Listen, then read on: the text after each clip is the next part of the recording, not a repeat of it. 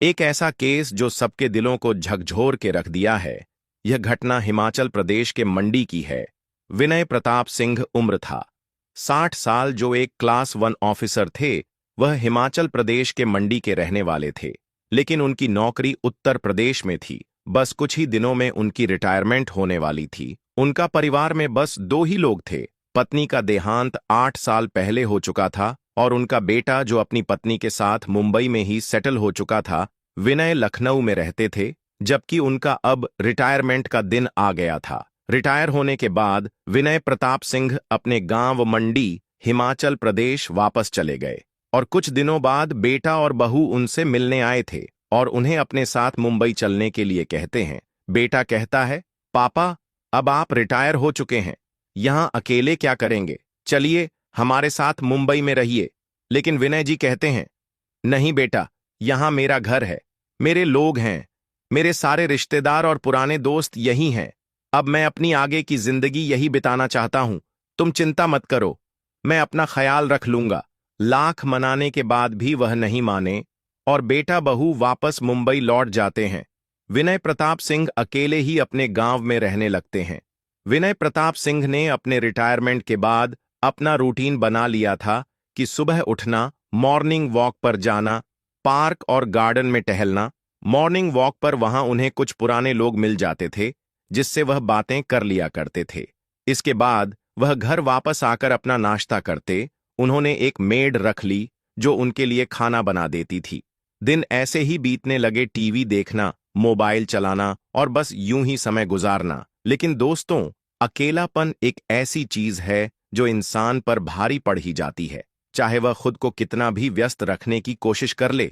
विनय प्रताप सिंह भी इस अकेलेपन से जूझने लगे। सुबह पार्क में मिलने वाले दोस्त दिन भर साथ नहीं रह सकते थे और दिन भर घर में अकेले टीवी देखने का भी एक समय बाद मन ऊबने लगता है।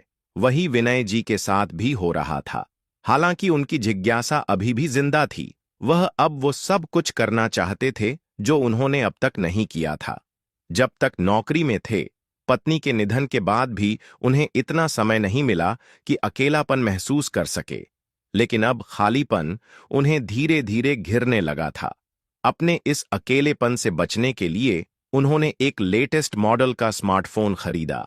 इसके बाद उन्होंने सोशल मीडिया पर अपनी उपस्थिति बनाने शुरू की।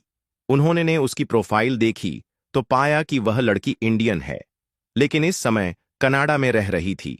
लड़की की उम्र लगभग 18 से 20 साल की थी और देखने में बहुत खूबसूरत लग रही थी। कुछ सोच विचार के बाद विनय प्रताप सिंह ने उसकी रिक्वेस्ट एक्सेप्ट कर ली। कुछ समय बाद लड़की ने उनसे चैटिंग शुरू कर दी। विनय प्रताप सिंह को भी उस लड़की से बात करना अच्छा लगने लगा था। लड़की ने अपना नाम सोनिया बताया और कहा कि वह भी हिमाचल प्रदेश की रहने वाली है, लेकिन इस समय कनाडा में अपने अंकल के साथ रह रही है। उसने बताया कि उसकी मां का बचपन में ही देहांत हो गया था और उसके पिताजी 2 साल पहले ही उनकी मृत्यु हो गई थी। इसलिए उसके अंकल ने उसे 2 साल पहले ही कनाडा बुला लिया। विनय प्रताप सिंह ने भी सोनिया को अपने बारे में सब कुछ बता दिया। धीरे धीरे उनकी बातचीत बढ़ने लगी और रोजाना घंटों तक चैटिंग होने लगी। दोनों के बीच इतना लगाव बढ़ गया था कि वह एक दूसरे के बिना दिन भी नहीं काट पा रहे थे। यह सिलसिला 20 से 25 दिन तक लगातार चलता रहा। सुबह से लेकर रात भर उनकी चैटिंग होती रहती थी और अब उन्होंने एक दूसरे के अंदर फिर से उमंगें जगने लगी थी। फिर भूल गए कि वह 60 साल के हो चुके हैं और अब वह बुजुर्ग है। सोनिया की तारीफ करते हुए विनय जी मन ही मन उसे चाहने लगे थे, लेकिन वह जानते थे कि सोनिया उनसे बहुत छोटी है और उनके उम्र का फैसला काफी बड़ा है। इसीलिए उन्होंने अपनी भावनाओं को दबा लिया। कुछ और दिन बीते तो एक दिन सोनिया ने विनय प्रताप सिंह को बताया कि उसे एक जरूरी काम के सिलसिले में इंडिया आना है। यह बात सुनकर विनय प्रताप सिंह की खुशी का ठिकाना नहीं रहा। सोनिया से उन्होंने कहा, जब भी तुम इंडिया आओ तो मुझसे जरूर मिलना। इस पर सोनिया ने मुस्कुराते हुए जवाब दिया, ऐसा कैसे हो सकता है कि मैं इंडिया आऊं और आपसे ना मिलूं? अब इंडिया में मेरे आपके सिवा और कोई नहीं है। एक हफ्ते बाद सोनिया की टिकट बुक हो गई और वह इंडिया आ गई। उसने विनय प्रताप सिंह को बताया कि पहले उसे कुछ काम निपटाना है, फिर वापसी में मंडी आकर उनसे मिलेगी। विनय प्रताप सिंह सोनिया का बेसब्री से इंतजार कर रहे थे। 2 दिन बाद सोनिया का फोन आया कि मैं मंडी पहुंच चुकी हूं। विनय प्रताप सिंह सोनिया को लेने मंडी पहुंचे। सोनिया को सामने देखकर उनका दिल तेजी से धड़कने लगा। सोनिया करीब आई और उन्हें गले से लगा लिया। विनय प्रताप सिंह के लिए यह एक नया और बहुत खुशी देने वाला पल था। विनय प्रताप सिंह सोनिया को अपने घर ले आए, जहां उन्होंने लंबी बातें की। सोनिया से बात करते समय उन्हें ऐसा लग रहा था जैसे वह जन्मों से एक दूसरे को जानते हो। रात के खाने के बाद विनय प्रताप सिंह अपने दिल की बात दिल में नहीं रख पाए और सोनिया से बोले, सोनिया, मुझे नहीं पता कि जो मैं कहने जा रहा हूं वह सही है या नहीं, लेकिन मैं अपने दिल की बात कहे बिना नहीं रह सकता। तुम्हें इसे स्वीकार करने या ठुकराने का पूरा हक है। अगर तुम मेरा प्रस्ताव स्वीकार ना भी करो तो भी हमारी दोस्ती हमेशा वैसी ही रहेगी। सोनिया मुस्कुराई और बोली, आप चिंता मत करें, मैं आपका दोस्त हूं और हमेशा रहूंगी। विनय प्रताप सिंह ने हिम्मत करते हुए कहा, सोनिया, मुझे तुम बहुत अच्छी लगती हो। मैं तुमसे प्यार करने लगा हूं और मैं तुम्हारे बिना नहीं रह सकता हूं। हां, मेरी उम्र 60 साल है और तुम मात्र 20 साल की हो। यह सुनकर सोनिया की आंखों में भी आंसू आ गए। वह उठकर विनय प्रताप सिंह के पास आई, उनके दोनों हाथ पकड़कर बोली, विनय जी, मैं भी आपसे बहुत प्यार करती हूं, लेकिन हमारी उम्र का अंतर मुझे रोक रहा था। मुझे समाज की चिंता थी। लोग क्या कहेंगे? हमारे रिश्ते को क्या नाम देंगे? विनय प्रताप सिंह ने जवाब दिया, सोनिया, अगर तुम्हें इस रिश्ते से कोई समस्या नहीं है तो मैं तुम्हारे लिए, हमारे प्यार के लिए पूरी दुनिया से लड़ने के लिए तैयार हूं। सोनिया ने मुस्कुराते हुए कहा, मुझे कोई समस्या नहीं है। मुझे आपके साथ रहना है। समाज की परवाह मुझे नहीं है। यह हमारी जिंदगी है और हम इसे अपने तरीके से जिएंगे। दोनों के बीच इस बात पर सहमति हो गई। उस रात सोनिया विनय प्रताप सिंह के साथ मिलकर संबंध बनाने लगी। अगले 2 दिन सोनिया उनके साथ रही। दोनों वहीं सब कुछ करते रहे जो प्रेमी प्रेमिका या पति पत्नी के बीच होता है। 2 दिन बाद सोनिया ने दिल्ली के लिए रवाना हुई। उसकी फ्लाइट कनाडा की थी और विनय प्रताप सिंह उसे एयरपोर्ट तक छोड़ने गए थे। सोनिया के कनाडा जाने के बाद विनय प्रताप सिंह वापस घर लौट आए। 17 से 25 दिन तक विनय प्रताप सिंह और सोनिया की फोन पर बातचीत होती रही। फिर अचानक से सोनिया के मैसेज कॉल्स सब बंद हो गए। विनय प्रताप किसी भी तरह से सोनिया से संपर्क नहीं कर पा रहे थे। 10 से 12 दिन बीत गए और विनय प्रताप सिंह बहुत परेशान और घबरा गए। उन्हें समझ नहीं आ रहा था कि सोनिया तक कैसे पहुंचा जाए। फिर 13वें दिन सोनिया का मैसेज आया, जिसे देखकर विनय प्रताप सिंह खुशी से उछल पड़े। उन्होंने सोनिया से तुरंत ढेर सारे सवाल पूछा और बोला, कहाँ थी? क्या हुआ? क्यों बात नहीं हो रही थी? तुम ठीक हो ना? सोनिया ने जवाब दिया, विनय जी, मेरे अंकल को हार्ट अटैक आ गया था और वह अस्पताल में भर्ती थे। उनका इलाज चल रहा था और इसी वजह से मैं आपसे संपर्क नहीं कर पाई। लेकिन अब मेरे अंकल नहीं रहे, उनका निधन हो गया। विनय प्रताप सिंह ने दुख जताया और सोनिया को तसल्ली दी। सोनिया ने रोते हुए कहा, यहां मेरे अंकल के सिवा कोई नहीं था और अब मैं यहां अकेली रह गई हूं। अंकल की प्रॉपर्टी काफी बड़ी है और मुझे उस पर दावा करना होगा। अगर मैंने ऐसा नहीं किया तो वह प्रॉपर्टी सरकार के अंदर चली जाएगी। विनय प्रताप सिंह ने कहा, तो इसमें दिक्कत क्या है?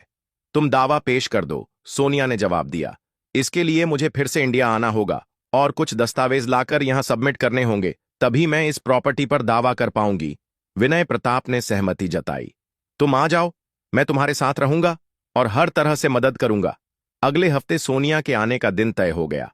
विनय प्रताप सिंह दिल्ली एयरपोर्ट पर उसे लेने पहुंच गए। फ्लाइट आने के बाद आधे घंटे फिर 1 घंटा बीत गया, लेकिन सोनिया बाहर नहीं आई। परेशान होकर विनय प्रताप सिंह एयरपोर्ट से बाहर निकले और पास के एक होटल में ठहर गए। कुछ समय बाद उनके फोन पर एक अननोन नंबर से कॉल आया। विनय प्रताप ने कॉल रिसीव किया और दूसरी ओर से सोनिया की आवाज आई। सोनिया ने कहा, विनय जी, मैं एयरपोर्ट पर तो आ गई थी, लेकिन कस्टम वालों ने मुझे रोक लिया। मैं अपने साथ काफी सारा गोल्ड लेकर आई थी अपने अंकल का, क्योंकि घर पर कोई नहीं था। मुझे डर था कि चोरी हो सकती है, इसीलिए सारा गोल्ड साथ ले आई। लेकिन मुझे यह जानकारी नहीं थी कि हम कितनी मात्रा में गोल्ड ला सकते हैं। अब कस्टम वालों ने मुझे रोक लिया है। विनय प्रताप सिंह ने उसे दिलासा देते हुए कहा, तुम घबराओ मत, मैं सब संभाल लूंगा। किसी अधिकारी से मेरी बात करवाओ। सोनिया ने कस्टम अधिकारी से उनकी बात कराई। अधिकारी ने कहा, इन्होंने लिमिट से ज्यादा गोल्ड लाया है और हम इसे रिलीज नहीं कर सकते। विनय प्रताप ने पूछा, फाइन कितना लगेगा? हम फाइन भरने के लिए तैयार हैं। अधिकारी ने कहा, आप 10 मिनट बाद फोन कीजिए, मैं आपको जानकारी देता हूं। 10 मिनट बाद जब विनय प्रताप की बात हुई तो अधिकारी ने कहा, इन पर 55 लाख की फाइन बनती है। फाइन भरने के बाद ही हम इन्हें और इनका गोल्ड रिलीज कर पाएंगे। विनय प्रताप ने सोनिया से कहा, तुम चिंता मत करो, मैं आधे घंटे में 55 लाख ट्रांसफर कर देता हूं। आधे घंटे के अंदर विनय प्रताप सिंह ने 55 लाख ट्रांसफर कर दिए। कुछ दिन बाद विनय प्रताप को सोनिया का एक और फोन आता है। सोनिया कहती है, सर कस्टम से तो मैं रिहा हो गई, लेकिन आपने जो 55 लाख रुपए भेजे थे उन पर यहां के अधिकारियों को शक हो रहा है। उन्होंने एनफोर्समेंट डायरेक्टरेट एड को बुला लिया है और अब मुझ पर मनी लर्निंग का केस लगाया जा रहा है। ये पूछ रहे हैं कि मैं इतनी जल्दी 55 लाख रुपए कहां से लाई। विनय प्रताप को बहुत चिंता हो जाती है और वह कहते हैं, तुम घबराओ मत, मैं सब संभाल लूंगा। उन अधिकारियों से मेरी बात कराओ। सोनिया अधिकारी से उनकी बात करवाती है और वह अधिकारी कहते हैं, सर इस मामले में 1 करोड़ रुपया और 5 लाख की रकम देनी पड़ेगी, तभी हम सोनिया को छोड़ सकते हैं। विनय प्रताप सोनिया की मदद के लिए तुरंत 1 करोड़ 5 लाख ट्रांसफर कर देते हैं। रकम ट्रांसफर होने के बाद सोनिया को रिहा कर दिया और वह एयरपोर्ट से बाहर आकर विनय प्रताप से मिलती है। वह दौड़कर विनय प्रताप के गले लग जाती है और जोर जोर से रोने लगती है।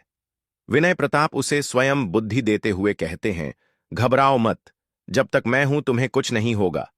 इसके बाद वे दोनों एक साथ कार से मंडी पहुंचते हैं। अगले दिन सोनिया अपने सारे डॉक्यूमेंट जमा कर देती है। 2-3 दिन वहीं रुकने के बाद वे दोनों वापस मंडी आते हैं। फिर सोनिया कनाडा वापस चली जाती है और दोनों की फोन पर बातचीत चलती रहती है। लेकिन एक हफ्ते बाद सोनिया का एक और फोन आता है। वह बहुत रो रही होती है। विनय प्रताप पूछते हैं, अब क्या हुआ? सोनिया तुम क्यों रो रही हो? सोनिया बताती है कि उसने सारे डॉक्यूमेंट सबमिट कर दिए हैं, लेकिन वहां की सरकार ने अंकल की प्रॉपर्टी की वैल्यू 15 करोड़ की है और अब उसे 75 लाख स्टैम्प ड्यूटी भरने के लिए कह रहे हैं। अगर वह यह रकम नहीं भर पाए तो प्रॉपर्टी उसके हाथ से चली जाएगी। विनय प्रताप इस बार बहुत चिंता में पड़ जाते हैं, लेकिन सोनिया की साहस बढ़ाते हुए कहते हैं, तुम चिंता मत करो, कल तक मैं पैसे का इंतजाम कर दूंगा। सोनिया भावुक होकर कहती है, आप मेरे जीवन में भगवान बनकर आए हैं। विनय प्रताप मुस्कुराते हुए कहते हैं, हमारा मिलना किस्मत का खेल है। तुम्हें मेरी जिंदगी का साथी बनाया और मुझे तुम्हारी मदद के लिए भेजा गया है। अगले दिन विनय प्रताप अपनी सारी एचडी गोल्ड और प्रॉपर्टी बेचकर मुश्किल से 65 लाख का इंतजाम कर पाते हैं। फिर भी 10 लाख की कमी रह जाती है तो वह अपने बेटे से पैसे मांगते हैं। बेटा थोड़ा चौंकता है और पूछता है, पापा आपको इतनी बड़ी रकम की जरूरत क्यों पड़ गई? सब ठीक तो है ना? विनय प्रताप गुस्से में आकर जवाब देते हैं, तुम सवाल मत करो, बस पैसे भेजो, बेटा 10 लाख ट्रांसफर कर देता है। इस तरह विनय प्रताप सोनिया के अकाउंट में 75 लाख ट्रांसफर कर देते हैं। पैसे ट्रांसफर करने के बाद अचानक सोनिया के सभी मीडिया अकाउंट्स, फोन नंबर और सभी संपर्क गायब हो जाते हैं। विनय प्रताप को कुछ समझ नहीं आता।